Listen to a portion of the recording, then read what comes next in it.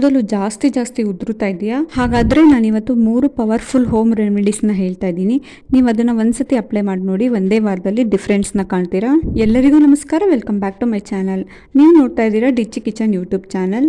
ಇವತ್ತಿನ ಈ ವಿಡಿಯೋದಲ್ಲಿ ನಾವು ನ್ಯಾಚುರಲ್ ಆಗಿ ಹೇರ್ ಫಾಲ್ ಸ್ಟಾಪ್ ಮಾಡೋ ಈಸಿ ಟಿಪ್ಸ್ನ ನೋಡೋಣ. ಯಾವುದೇ ರೀತಿ ಕೆಮಿಕಲ್ ಪ್ರಾಡಕ್ಟ್ಸ್ ಏನೂ ಬೇಕಾಗಲ್ಲ, ಮನೆಯಲ್ಲೇ ಸಿಗೋ ಸಿಂಪಲ್ ಆಗಿರುವಂಥ ಇಂಗ್ರೀಡಿಯೆಂಟ್ಸೇ ಸಾಕಾಗುತ್ತೆ. ಅದರಿಂದನೇ ನಾವು ನ್ಯಾಚುರಲ್ ಆಗಿ ಹೇರ್ ಫಾಲ್ನ ಸ್ಟಾಪ್ ಮಾಡ್ಕೊಳ್ಳೋಣ. ಈ ವಿಡಿಯೋನ ಪೂರ್ತಿಯಾಗಿ ನೋಡಿ. ಇನ್ ಕೇಸ್ ಏನಾದರೂ ಇಷ್ಟ ಆಗಿದ್ರೆ ಪ್ಲೀಸ್ ಒಂದು ಲೈಕ್ ಮಾಡಿ, ಶೇರ್ ಮಾಡಿ, ಹಾಗೆ ಹೇಗೆ ಅನ್ನಿಸ್ತು ಅಂತ ಕಮೆಂಟ್ ಮಾಡಿ. ಹೊಸದಾಗಿ ನನ್ನ ಚಾನಲ್ನ ನೋಡ್ತಾ ಇದ್ದರೆ ಪ್ಲೀಸ್ ಸಬ್ಸ್ಕ್ರೈಬ್ ಮಾಡ್ಕೊಂಡು ನೋಡಿ, ಹಾಗೆ ನನಗೆ ಸಪೋರ್ಟ್ ಮಾಡ್ತಾ ಇರಿ. ಮೊದಲನೇದಾಗಿ ಕೋಕೋನಟ್ ಆಯಿಲ್ ಮತ್ತು ಕ್ಯಾಸ್ಟರ್ ಆಯಿಲ್ನ ಬಳಸ್ಕೊಂಡು ಒಂದು ಮೆಥಡ್ನ ಹೇಳ್ತೀನಿ. ಇದನ್ನು ನೀವು ಅಪ್ಲೈ ಮಾಡಿ ನೋಡಿ. ಇನ್ ಕೇಸ್ ಏನಾದರೂ ಇಷ್ಟ ಆದರೆ ಅಥವಾ ವರ್ಕ್ ಆದರೆ, ಒಂದೇ ವಾರದಲ್ಲಿ ಏನಾದರೂ ಡಿಫ್ರೆನ್ಸ್ ಕಾಣಿಸಿದ್ರೆ ಇದನ್ನೇ ಕಂಟಿನ್ಯೂ ಮಾಡ್ಕೊಂಡು ಹೋಗಿ. ಫಸ್ಟಿಗೆ ಒಂದು ಬೌಲ್ಗೆ 2 ಟೇಬಲ್ ಸ್ಪೂನ್ ಆಗೋಷ್ಟು ಕೋಕೋನಟ್ ಆಯಿಲ್, 2 ಟೇಬಲ್ ಸ್ಪೂನ್ ಆಗೋಷ್ಟು ಕ್ಯಾಸ್ಟರ್ ಆಯಿಲ್ನ ತಗೊಳ್ಳಿ. ಅದನ್ನು ಚೆನ್ನಾಗಿ ಮಿಕ್ಸ್ ಮಾಡಿ ಸ್ಟವ್ ಮೇಲೆ ಇಟ್ಟು ಮೀಡಿಯಂ ಫ್ಲೇಮಲ್ಲಿ ನೀಟಾಗಿ ಅದನ್ನು ಹೀಟ್ ಮಾಡ್ಕೊಳ್ಳಿ. ಅದಾದಮೇಲೆ ಕಂಪ್ಲೀಟಾಗಿ ಕೂಲ್ ಆದಮೇಲೆ ಅದನ್ನು ಹೇರ್ ಬುಡದಿಂದ ಹಿಡಿದು ನಿಮ್ಮ ಕೂದಲು ಲೆಂತ್ ಎಲ್ಲಿ ತನಕ ಇರುತ್ತೋ ಅಲ್ಲಿ ತನಕ ನೀಟಾಗಿ ಅಪ್ಲೈ ಮಾಡಿ ಒಂದು 5 ರಿಂದ 10 ನಿಮಿಷ ಮಸಾಜ್ ಮಾಡಿ. ಆಮೇಲೆ ನೀವು ಕಂಪ್ಲೀಟಾಗಿ ತಣ್ಣೀರಲ್ಲೇ ಹೇರ್ ವಾಶ್ ಮಾಡಿ. ತಣ್ಣೀರಾಗಲಿಲ್ಲ ಅಂತಂದ್ರೂ ಉಗುರು ಬೆಚ್ಚಗಿನ ನೀರಲ್ಲಿ ಹೇರ್ ವಾಶ್ ಮಾಡಿ. ಮೋಸ್ಟ್ ಆಫ್ ಆಲ್ ನೀವು ಬಿಸಿ ನೀರನ್ನ ಅವಾಯ್ಡ್ ಮಾಡಿಬಿಡಿ. ತಣ್ಣೀರಲ್ಲಿ ಅಥವಾ ಉಗುರು ಬೆಚ್ಚಗಿನ ನೀರಲ್ಲಿ ಹೇರ್ ವಾಶ್ ಮಾಡಿ. ಅದಾದಮೇಲೆ ಕಂಪ್ಲೀಟಾಗಿ ನ್ಯಾಚುರಲ್ ಆಗಿ ಡ್ರೈ ಮಾಡ್ಕೊಳ್ಳಿ. ಈ ರೀತಿಯಾಗಿ ವಾರಕ್ಕೆ 2 ದಿನ ಈ ರೀತಿ ಅಪ್ಲೈ ಮಾಡ್ತಾ ಬನ್ನಿ. ನೀವು 1 ತಿಂಗಳಲ್ಲೇ ಇದನ್ನು ಡಿಫ್ರೆನ್ಸ್ನ ನೋಡ್ತೀರಾ. ಈ ಮೆಥಡ್ನ ನೀವು ಅಪ್ಲೈ ಮಾಡೋದ್ರಿಂದ ಹೇರು ಸ್ಟ್ರಾಂಗ್ ಆಗಿ ಬೆಳೆಯುತ್ತೆ, ಹೇರ್ ಫಾಲ್ ಕಂಟ್ರೋಲ್ ಆಗ್ತಾ ಬರುತ್ತೆ, ಕಮ್ಮಿ ಆಗ್ತಾ ಬರುತ್ತೆ ನಿಮಗೆ ಹೇರ್ ಫಾಲು. ನೀವು ಯಾವುದೇ ರೀತಿ ಹೊರಗಿನ ಪ್ರಾಡಕ್ಟ್ಗಳು ಅಥವಾ ಅಡ್ವರ್ಟೈಸ್ಮೆಂಟ್ ಪ್ರಾಡಕ್ಟ್ಗಳನ್ನ ಯೂಸ್ ಮಾಡೋಕ್ಕಿಂತ ಮನೆಯಲ್ಲೇ ಈ ರೀತಿಯಾಗಿ ಸಿಂಪಲ್ ಆಗಿ ಕೋಕೋನಟ್ ಆಯಿಲ್ ಮತ್ತು ಕ್ಯಾಸ್ಟರ್ ಆಯಿಲ್ನ ಬಳಸೋದ್ರಿಂದ ನಿಜಕ್ಕೂ ಹೇರ್ ಫಾಲ್ ಕಮ್ಮಿ ಆಗ್ತಾ ಬರುತ್ತೆ. ಹೇರ್ ಗ್ರೋತ್ ಆಗೋದಕ್ಕೆ ಸಹಾಯ ಮಾಡುತ್ತೆ, ಹೇರು ಸ್ಟ್ರೆಂತ್ ಆಗಿ ನೀಟಾಗಿ ಬೆಳೆಯೋದಕ್ಕೆ ಸಹಾಯ ಮಾಡುತ್ತೆ. ಇದರ ಜೊತೆಗೆ ಕೂದಲು ಕಪ್ಪಾಗೋದಕ್ಕೆ, ದಪ್ಪ ಆಗೋದಕ್ಕೆ, ಯಾರ್ದೆಲ್ಲ ಕೂದಲು ಕೆಲವ್ರದೆಲ್ಲ ತೆಳ್ಳಗಿರುತ್ತೆ, ಏನೇ ಯಾವುದೇ ಹೇರ್ ಆಯಿಲ್ ಯೂಸ್ ಮಾಡಿದ್ರು, ಯಾವುದೇ ಹೇರ್ ಶಾಂಪು ಯೂಸ್ ಮಾಡಿದ್ರು ಕೂಡ ತುಂಬ ತೆಳ್ಳಗಿರುತ್ತೆ. ಅಂಥ ಕೂದಲುಗಳಿಗೆ ಕ್ಯಾಸ್ಟರ್ ಆಯಿಲ್ ಅಥವಾ ಹರಳೆಣ್ಣೆ ಏನಂತಾರೆ ಅದು ತುಂಬ ಚೆನ್ನಾಗಿ ದಪ್ಪ ಆಗೋದಕ್ಕೆ ಸಹಾಯ ಮಾಡುತ್ತೆ. ನೀವು ಒಂದ್ಸತಿಯಾಗಿ ಟ್ರೈ ಮಾಡಿ ನೋಡಿ. ಬೇಕಾದರೆ 1 ವೀಕಲ್ಲೇ ನಿಮಗೆ ಡಿಫ್ರೆನ್ಸ್ ಕಾಣ್ತಾ ಬರುತ್ತೆ. ಸ್ವಲ್ಪನೇ ಕಮ್ಮಿ ಆಗ್ತಾ ಬರುತ್ತೆ ಹೇರ್ ಫಾಲು. ಆಮೇಲೆ ಡ್ಯಾಂಡ್ರಫ್ ಕಮ್ಮಿ ಆಗುತ್ತೆ, ಕೂದಲು ದಪ್ಪ ಆಗೋದಕ್ಕೆ ಮತ್ತು ಕಪ್ಪಾಗೋದಕ್ಕೆ ಸಹಾಯ ಮಾಡುತ್ತೆ ಇದು. ಇದರ ಜೊತೆಗೆ ಹೇರು ಬುಡದಿಂದನೇ, ರೂಟ್ಸಿಂದಲೇ ನಿಮಗೆ ಸ್ಟ್ರಾಂಗ್ ಆಗೋದಕ್ಕೆ ಸಹಾಯ ಮಾಡುತ್ತೆ. ಬೇಬಿ ಕೂದಲೆಲ್ಲ ಬೆಳೆಯೋದಕ್ಕೂ ಕೂಡ ಸಹಾಯ ಮಾಡುತ್ತೆ ಇದು. ಇನ್ನು ನೆಕ್ಸ್ಟು 2ನೇ ಮೆಥಡ್ ಹೇಳೋದಾದರೆ ಅದು ಕೂಡ ತುಂಬಾ ಸಿಂಪಲ್ಲು. ಮನೆಯಲ್ಲಿರೋ ಇಂಗ್ರೀಡಿಯೆಂಟ್ಸ್ನೇ ಬಳಸ್ಕೊಂಡು 2ನೇ ಮೆಥಡ್ ಕೂಡ ನಾನು ನಿಮಗೆ ಶೇರ್ ಮಾಡ್ತಾ ಇದ್ದೀನಿ. ಏನಂತಂದರೆ, ಒಂದು ಮೀಡಿಯಮ್ ಸೈಜ್ ಈರುಳ್ಳಿನ ತಗೊಳ್ಳಿ. ಅಥವಾ ನಿಮ್ಮ ಕೂದಲು ಲೆಂತ್ ಇದೆ, ತೆಳ್ಳಗಿದೆ, ಆದರೆ ದಪ್ಪ ಇಲ್ಲ, ತುಂಬಾ ಉದ್ದ ಇದೆ ಅಂತ ಅನ್ನೋದಾದರೆ 2 ಮೀಡಿಯಮ್ ಸೈಜ್ ಈರುಳ್ಳಿನ ತೊಗೊಂಡು ನೀಟಾಗಿ ಅದನ್ನ ಪೇಸ್ಟ್ ಮಾಡಿ. ಅದಕ್ಕೆ ಒಂದು ಗ್ಲಾಸ್ ಆಗೋಷ್ಟು, 2 ಮೀಡಿಯಮ್ ಸೈಜ್ ಈರುಳ್ಳಿಗೆ 1 ಗ್ಲಾಸ್ ಆಗೋಷ್ಟು ನೀರು ಹಾಕ್ಕೊಂಡು ನೀಟಾಗಿ ಪೇಸ್ಟ್ ಮಾಡ್ಕೊಳ್ಳಿ. ಆ ಪೇಸ್ಟನ್ನು ಕನ್ವರ್ಟ್ ಮಾಡ್ಕೊಳ್ಳಿ. ನೀಟಾಗಿ ಅದನ್ನು ಶಿಫ್ಟ್ ಮಾಡ್ಕೊಳ್ಳಿ. ನೀಟಾಗಿ ಶೋಧಿಸ್ಕೊಬೇಕು. ಅದರದ್ದು ಜ್ಯೂಸ್ ಬರಬೇಕು, ಅಲ್ಲಿ ತನಕ ನೀಟಾಗಿ ಶೋಧಿಸ್ಕೊಳ್ಳಿ. ಈ ಆನಿಯನ್ ಜ್ಯೂಸ್ನ ನೀವು ಕೈಯಲ್ಲಿ ಅಪ್ಲೈ ಮಾಡೋಕ್ಕಿಂತ ಒಂದು ಕಾಟನ್ ತೊಗೊಳ್ಳಿ. ಆಲ್ಮೋಸ್ಟ್ ಎಲ್ಲರ ಮನೆಯಲ್ಲೂ ಕಾಟನ್ ಇದ್ದೇ ಇರುತ್ತೆ. ಒಂದು ಸ್ವಲ್ಪ ಕಾಟನ್ ತೊಗೊಂಡು ನೀಟಾಗಿ ಕಾಟನಿಂದನೇ ಅಪ್ಲೈ ಮಾಡ್ಬೋದು. ನೀವು ಹೇರು ಬುಡದಿಂದ ಹಿಡಿದು ಕೂದಲು ಲೆಂತ್ ಎಲ್ಲಿ ತನಕ ಇರುತ್ತೋ ಅಲ್ಲಿ ತನಕ ಅಪ್ಲೈ ಮಾಡಿ. ಅದಾದಮೇಲೆ ಒಂದು 5 ರಿಂದ 10 ನಿಮಿಷ ಮಾಮೂಲಿ ಹೇರ್ ಮಸಾಜ್ ಮಾಡ್ಕೊಳ್ಳಿ. ನೀವು ಕೈಯಲ್ಲೇ ಮಸಾಜ್ ಮಾಡ್ಬೋದು, ಇಲ್ಲಾಂದರೆ ಕಾಟನಿಂದನೇ ನೀಟಾಗಿ ಹಿಂಗೆ ಮಸಾಜ್ ಥರ ಮಾಡ್ಕೊಬೋದು. ತುಂಬ ಚೆನ್ನಾಗಿ ಮಸಾಜ್ ಮಾಡಬೇಕು. ಒಂದು 10 ನಿಮಿಷನಾದರೂ ಮಸಾಜ್ ಮಾಡ್ಕೊಂಡ್ರೆ, ಮಸಾಜ್ ಮಾಡೋದ್ರಿಂದ ಬ್ಲಡ್ ಸರ್ಕ್ಯುಲೇಷನ್ ಆಗುತ್ತೆ, ತುಂಬ ಚೆನ್ನಾಗಿ ಹೇರ್ ಗ್ರೋತ್ ಆಗೋದಕ್ಕೆ ಸಹಾಯ ಮಾಡುತ್ತೆ, ರೂಟ್ ಎಲ್ಲ ಸ್ಟ್ರೆಂತ್ ಆಗೋದಕ್ಕೆ ಸಹಾಯ ಮಾಡುತ್ತೆ. ಅದು ಮಸಾಜ್ ಮಾಡಿದಾದಮೇಲೆ ನೀವು ಒಂದು 30 ಮಿನಿಟ್ ಬಿಟ್ಟು ಅಥವಾ 40 ಮಿನಿಟ್ ಬಿಟ್ಟು ಹೇರ್ ವಾಶ್ ಮಾಡಿ. ಕಂಪ್ಲೀಟಾಗಿ ತಣ್ಣೀರಲ್ಲಿ ಅಥವಾ ಉಗುರು ಬೆಚ್ಚಗಿನ ನೀರಲ್ಲಿ ಹೇರ್ ವಾಶ್ ಮಾಡಿ.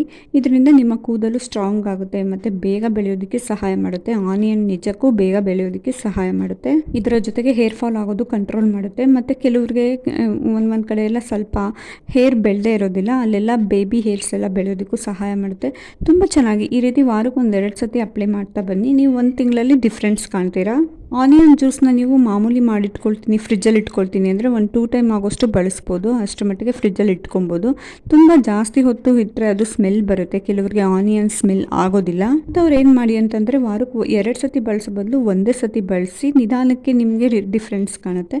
ನೀವು ಫಾಸ್ಟೆಸ್ಟ್ ಡಿಫ್ರೆನ್ಸ್ ಬೇಕು ಅಂತಂದರೆ, ಸ್ಮೆಲ್ ಇದ್ರೂ ಪರವಾಗಿಲ್ಲ ಅಪ್ಲೈ ಮಾಡ್ತೀವಿ ನಾವು ಅಂತಂದರೆ ವಾರಕ್ಕೆ 1-2 ಸತಿ ಈ ರೀತಿಯಾಗಿ ಅಪ್ಲೈ ಮಾಡ್ತಾ ಬನ್ನಿ. ಖಂಡಿತವಾಗ್ಲೂ ಇದೊಂದು ಬೆಸ್ಟ್ ಮೆಥಡ್ ಅಂತಲೇ ಹೇಳ್ಬೋದು. ಒಂದೇ ಒಂದು ಆನಿಯನ್ ಅಥವಾ 2 ಆನಿಯನಿಂದ ನೀವು ನೀವು ಹೇರ್ ಗ್ರೋತು, ಹೇರ್ ಸ್ಟ್ರೆಂತು, ದಪ್ಪ ಉದ್ದ ಆಗೋದಕ್ಕೆ ಸಹಾಯ ಮಾಡುತ್ತೆ. ಇನ್ನು ನೆಕ್ಸ್ಟ್ ಮೆಥಡ್ ಹೇಳೋದಾದರೆ ಫ್ಲೆಕ್ಸೀಡ್ ಜೆಲ್. ನಾನು ಆಲ್ಮೋಸ್ಟ್ ಹಿಂದೆ ಕೆಲವೊಂದಷ್ಟು ವೀಡಿಯೋಸ್ಗಳಲ್ಲಿ ಫ್ಲೆಕ್ಸೀಡ್ ಜೆಲ್ ಬಗ್ಗೆ, ಅಗಸೆ ಬೀಜದ ಜೆಲ್ ಬಗ್ಗೆ ಒಂದಷ್ಟು ವೀಡಿಯೋಸ್ನ ಮಾಡಿದ್ದೀನಿ. ಇನ್ನು ಯಾರೆಲ್ಲ ನೋಡಿಲ್ಲ ಅಂತಂದರೆ ಫ್ರೀ ಇದ್ದಾಗ ಒಂದ್ಸತಿ ನನ್ನ ಚಾನಲ್ನ ನೋಡಿ. ಮಾಮೂಲಿ 1-2 ಟೇಬಲ್ ಸ್ಪೂನ್ ಆಗೋಷ್ಟು ಅಗಸೆ ಬೀಜಕ್ಕೆ 1-2 ಗ್ಲಾಸ್ ಆಗೋಷ್ಟು ನೀರನ್ನ ಮಿಕ್ಸ್ ಮಾಡಿ ಮೀಡಿಯಂ ಫ್ಲೇಮಲ್ಲಿ ಇಟ್ಟು ನೀಟಾಗಿ ಅದನ್ನು ಹೀಟ್ ಮಾಡ್ಕೊಳ್ಳಿ. ಒಂದು 3-4 ನಿಮಿಷ ಅದನ್ನು ಹೀಟ್ ಮಾಡೋದ್ರಿಂದ ಅದು ಜೆಲ್ಲಾಗಿ ಕನ್ವರ್ಟ್ ಆಗುತ್ತೆ. ನಿಮಗೆ ಗೊತ್ತಾಗುತ್ತೆ, ಅದನ್ನು ತಿರುಗಿಸ್ತಾ ಇದ್ದರೆ ಅದು ಜೆಲ್ಲಾಗಿ ಕನ್ವರ್ಟ್ ಆಗುತ್ತೆ. ಅದಾದಮೇಲೆ ಇಮ್ಮಿಡಿಯೇಟ್ ಸ್ಟವ್ ಆಫ್ ಮಾಡಿ ಇಮ್ಮಿಡಿಯೇಟು ನೀವು ಶಿಫ್ಟ್ ಮಾಡ್ಕೊಬೇಕಾಗುತ್ತೆ. ನೀವು ಕೂಲ್ ಆದಮೇಲೆ ಶಿಫ್ಟ್ ಮಾಡ್ತೀನಿ ಅಂದರೆ ಆ ಜೆಲ್ಲೆಲ್ಲ ನಿಮಗೆ ಸಿಗೋದಿಲ್ಲ. ಹಾಗಾಗಿ ಇಮ್ಮಿಡಿಯೇಟು ಶಿಫ್ಟ್ ಮಾಡಿದ ಆದಮೇಲೆ ಅದನ್ನು ಕಂಪ್ಲೀಟಾಗಿ ಕೂಲ್ ಆಗೋದಕ್ಕೆ ಬಿಡಿ. ಈ ಜೆಲ್ನ ನೀವು ವಾರಕ್ಕೊಂದು 2 ಸತಿ ಹೇರ್ ಬುಡದಿಂದ ಹಿಡಿದು ಕೂದಲು ಲೆಂತ್ ಎಲ್ಲಿ ತನಕ ಇರುತ್ತೋ ಅಲ್ಲಿ ತನಕ ಅಪ್ಲೈ ಮಾಡಿ ಮಾಮೂಲಿ ಒಂದು 10 ನಿಮಿಷ ಮಸಾಜ್ ಮಾಡಿ ಒಂದು 30 ನಿಮಿಷ ಬಿಟ್ಟು ಹೇರ್ ವಾಶ್ ಮಾಡಿ. ಈ ಮೆಥಡ್ ಕೂಡ ನಿಮಗೆ ಹೇರ್ ಫಾಲ್ ಆಗೋದು ಕಂಟ್ರೋಲ್ ಮಾಡುತ್ತೆ. ಹೇರ್ ಡ್ಯಾಂಡ್ರಫ್ ಇದ್ದರೆ ಅದನ್ನು ಕಂಟ್ರೋಲ್ ಮಾಡುತ್ತೆ. ಹೇರು ತುಂಬ ಚೆನ್ನಾಗಿ ಬೆಳೆಯೋದಕ್ಕೆ, ಉದ್ದವಾಗಿ, ದಪ್ಪವಾಗಿ, ಕಪ್ಪಾಗಿ ಬೆಳೆಯೋದಕ್ಕೆ ಸಹಾಯ ಮಾಡುತ್ತೆ. ಈ ಜೆಲ್ನ ನಾವು ಪದೇ ಪದೇ ಮಾಡ್ಕೊಳಕ್ಕಾಗಲ್ಲ, ಅದೊಂದು ರಿಸ್ಕು ಅಂತ ಅನ್ನೋದಾದರೆ ಬೇಕಾದ್ರೆ ಮಾಡಿಟ್ಕೊಂಡು ಫ್ರಿಜ್ಜಲ್ಲೂ ಇಟ್ಕೊಬೋದು. ಫ್ರಿಜ್ಜಲ್ಲಿ ಇಟ್ಟರೆ ಒಂದು 3 ಡೇಸ್ ಇಟ್ಕೊಬೋದು.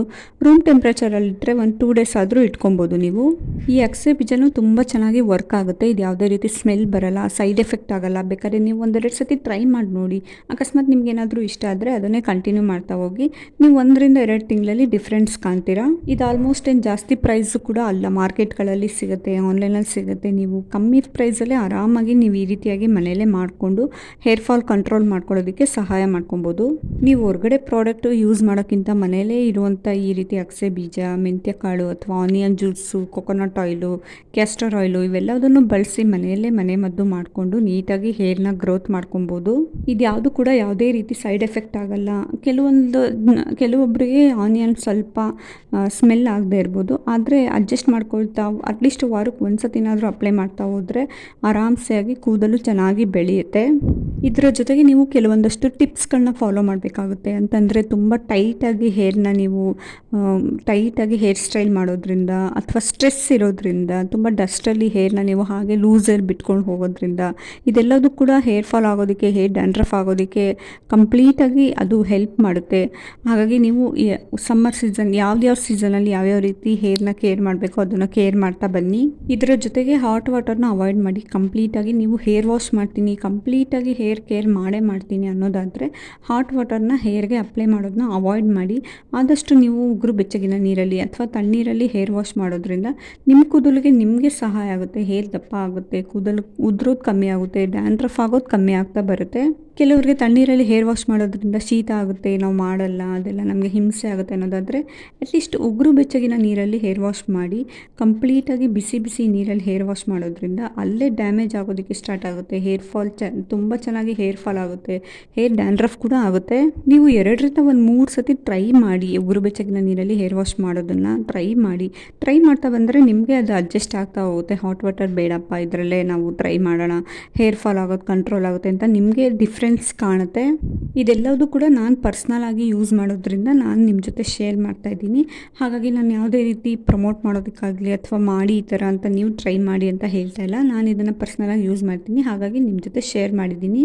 ಸೊ ನೀವು ಕೂಡ ಟ್ರೈ ಮಾಡಿ, ಹೇಗೆ ಅನ್ನಿಸ್ತು ಅಂತ ನನಗೆ ಕಮೆಂಟ್ ಮಾಡಿ. ಈ ವಿಡಿಯೋನ ಪೂರ್ತಿಯಾಗಿ ನೋಡಿ. ಇನ್ ಕೇಸ್ ಏನಾದರೂ ಇಷ್ಟ ಆಗಿದ್ರೆ ಪ್ಲೀಸ್ ಒಂದು ಲೈಕ್ ಮಾಡಿ, ಶೇರ್ ಮಾಡಿ.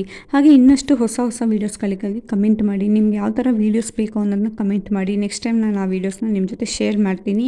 ಹೀಗೆ ನನ್ನ ಚಾನಲ್ಗೆ ಸಪೋರ್ಟ್ ಮಾಡ್ತಾಯಿರಿ. ಹೊಸದಾಗಿ ಯಾರೆಲ್ಲ ನನ್ನ ಚಾನಲ್ನ ನೋಡ್ತಾ ಇದ್ದೀರಾ ಪ್ಲೀಸ್ ದಯವಿಟ್ಟು ಡಿಚ್ಚಿ ಕಿಚನ್ ಯೂಟ್ಯೂಬ್ ಚಾನಲ್ನ ಒಂದ್ಸತಿ ಸಬ್ಸ್ಕ್ರೈಬ್ ಮಾಡ್ಕೊಳ್ಳಿ. ನನ್ನ ಚಾನಲ್ನ ಒಂದ್ಸತಿ ನೋಡಿ.